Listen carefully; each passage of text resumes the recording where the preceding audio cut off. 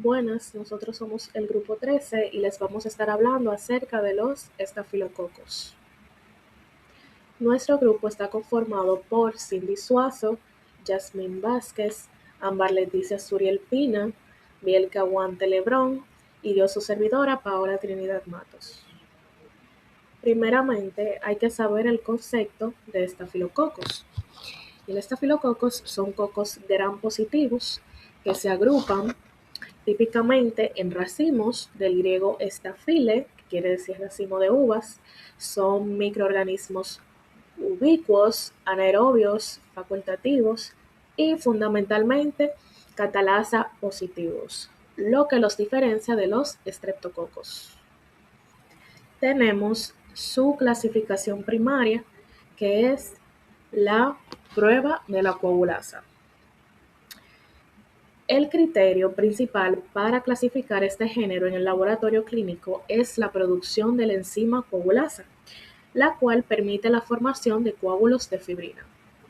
El Staphylococcus coagulasa positivos, como podemos ver, pues el representante más importante y patogénico de este grupo es el Staphylococcus aureus. Es el patógeno humano por excelencia, se distingue por su pigmentación dorada en algunos cultivos y su capacidad para causar desde infecciones cutáneas leves hasta sepsis y neumonías graves. En cuanto a los estafilococos coagulasa negativos, aunque antes se consideraban contaminantes de piel, hoy son patógenos que son oportunistas clave, especialmente en pacientes con dispositivos médicos. Los más comunes tenemos el Staphylococcus epidermidis, parte de la microbiota normal de la piel, experto en formar biopelículas sobre prótesis y catéteres. Tenemos también el Staphylococcus saprophyticus, que causa frecuente de infecciones urinarias en mujeres jóvenes. Y tenemos el Staphylococcus lugdunensis.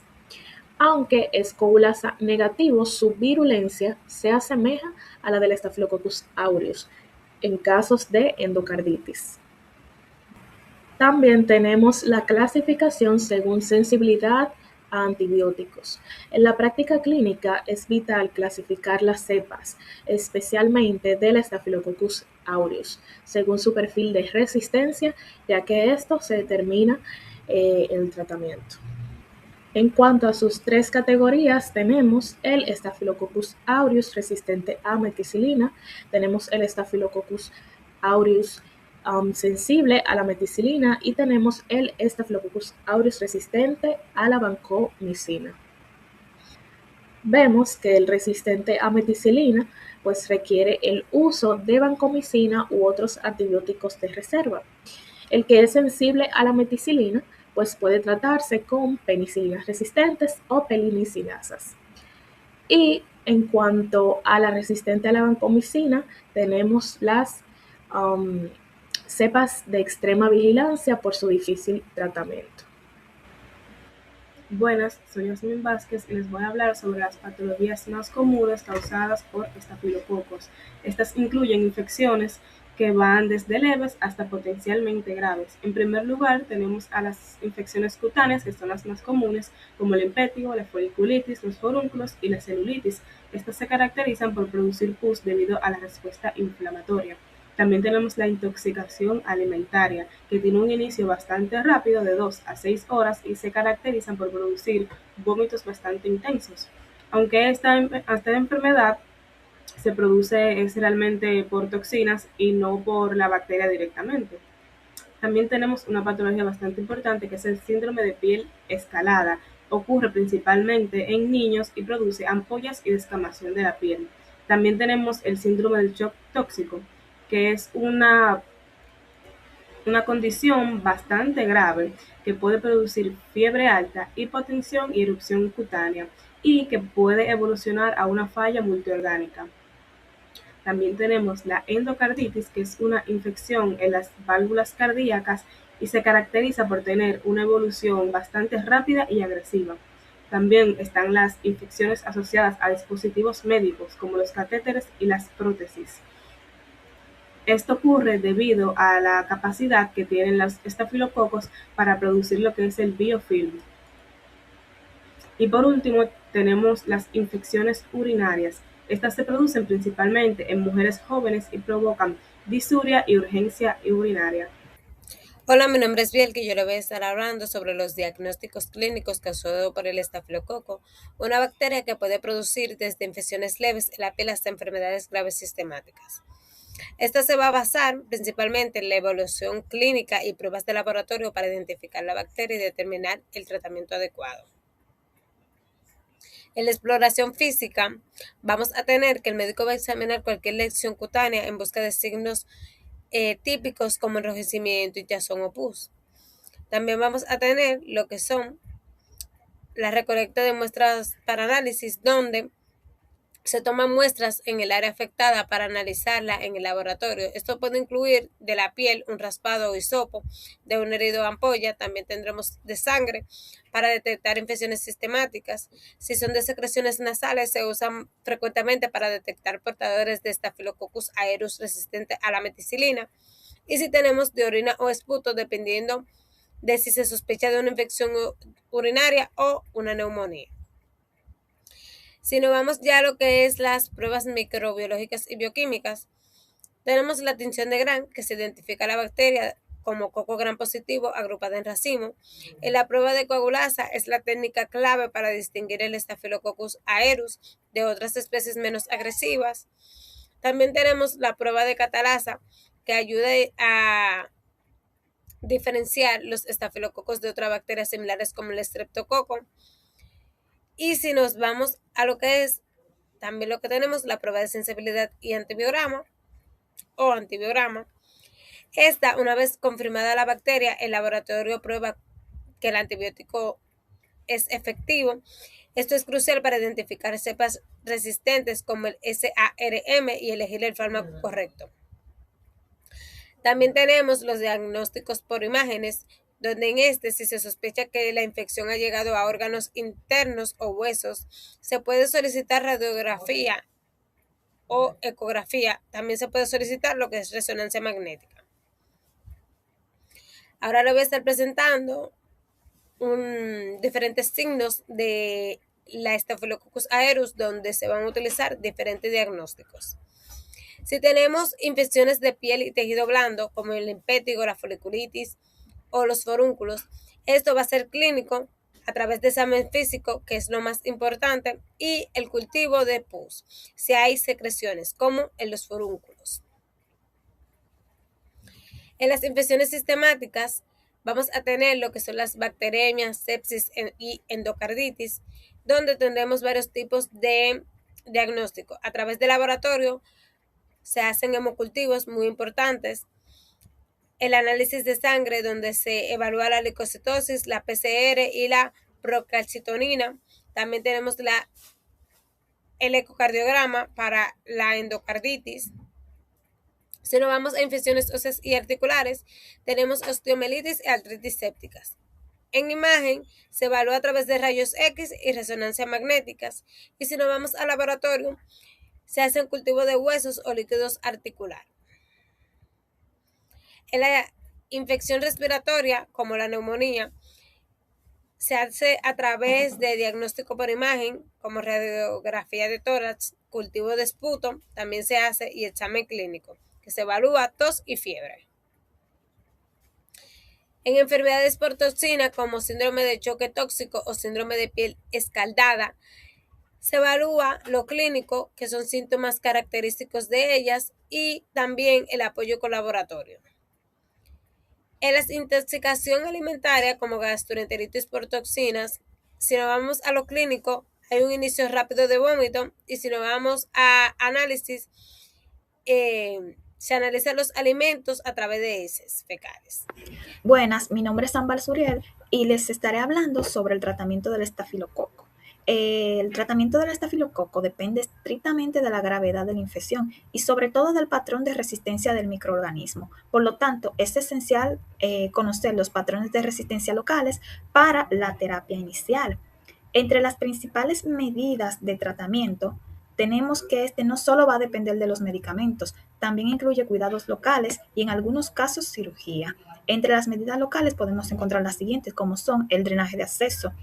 Esta es una de las medidas más importantes en infecciones cutáneas, ya que si hay una acumulación de pus, el drenaje quirúrgico es esencial para la curación.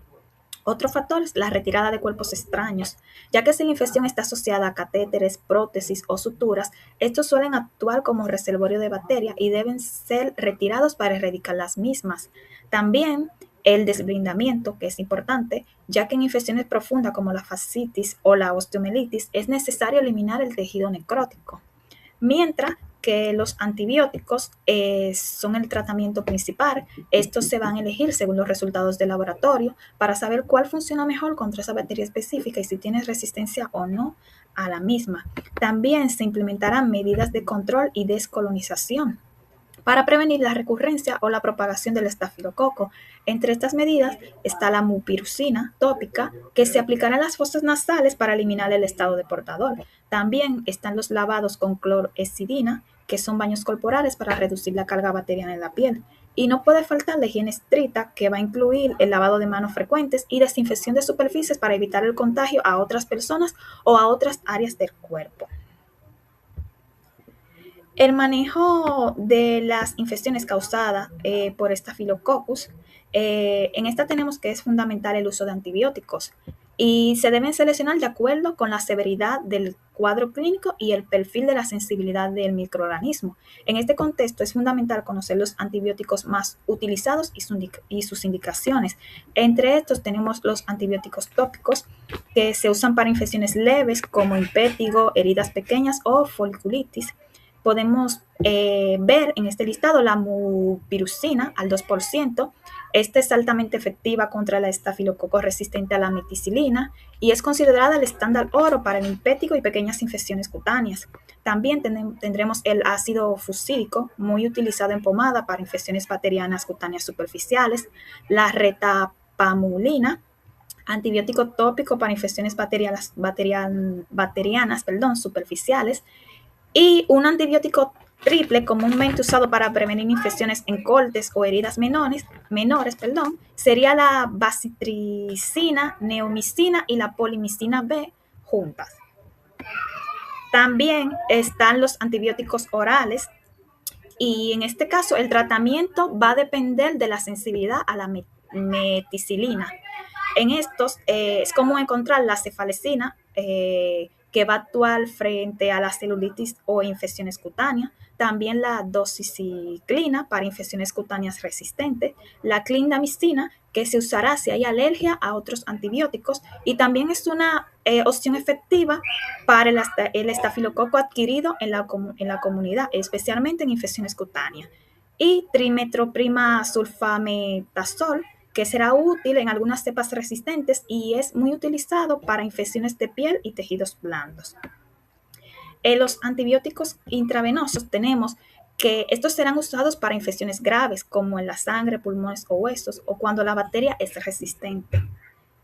En esto vamos a tener la vancomicina, que es el más importante para cepas resistentes como el Staphylococcus aureus resistente a la meticilina.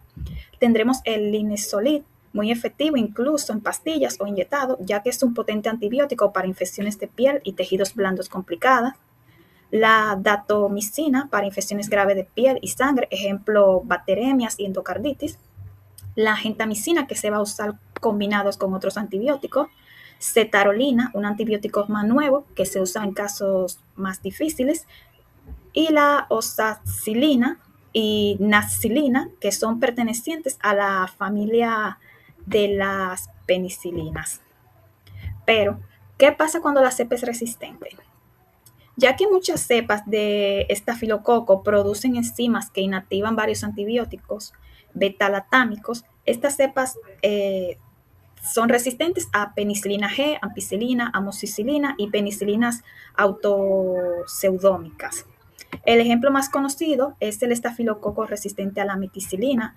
En estos casos se usan medicamentos como la vancomicina, linezolid, datomicina y cetarolina.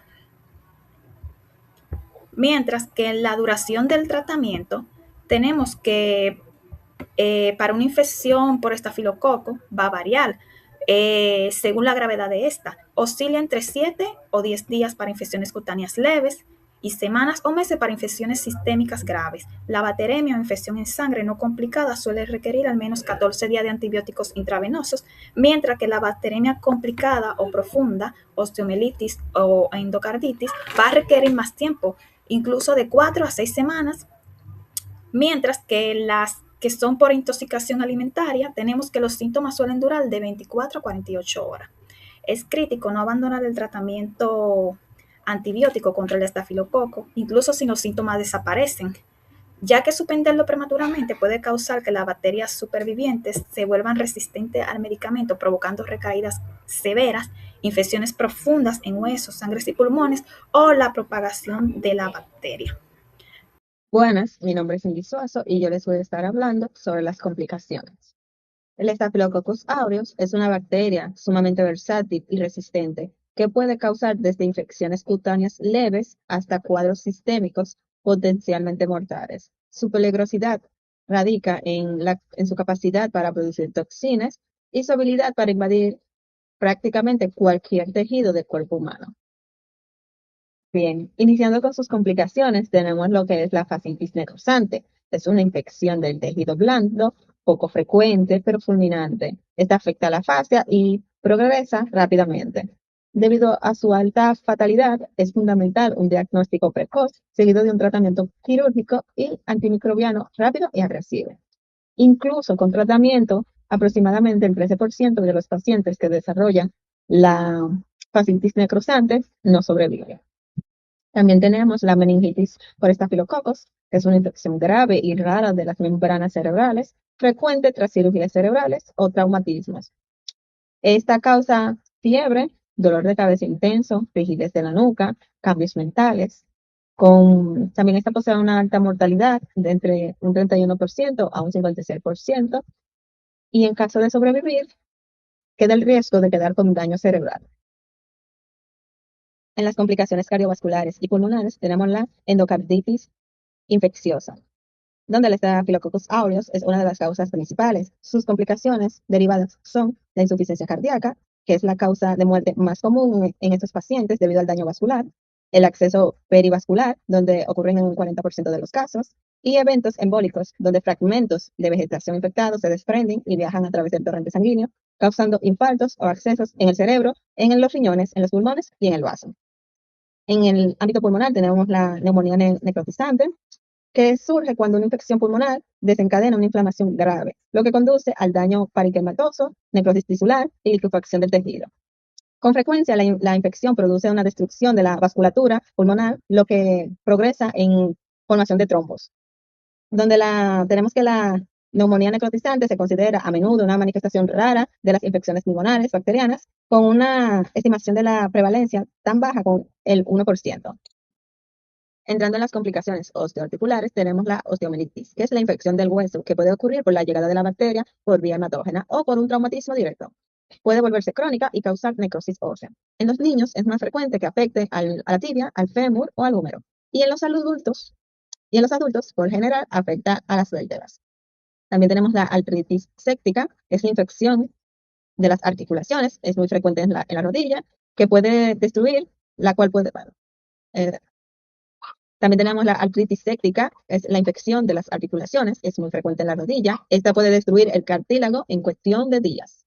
En las complicaciones sistémicas y hematógenas tenemos la bacteremia y la sepsis. La bacteremia es la presencia de bacterias en el torrente sanguíneo, confirmada mediante un hemocultivo. Y la presencia de las bacterias en la sangre puede desencadenar a una respuesta inflamatoria sistemática y grave, lo que llamamos la sepsis, que puede provocar una falla multiorgánica y un shock séptico. También tenemos el síndrome del shock tóxico, SST en sus siglas, que es causado por la liberación de la toxina TSST1, que se caracteriza por fiebre alta, hipotensión súbita, un fallo renal, una erupción cutánea similar a una quemadura solar, como la que vemos en la imagen, y una alteración de las funciones de múltiples aparatos y sistemas que pueden progresar rápidamente a un shock grave e irreversible.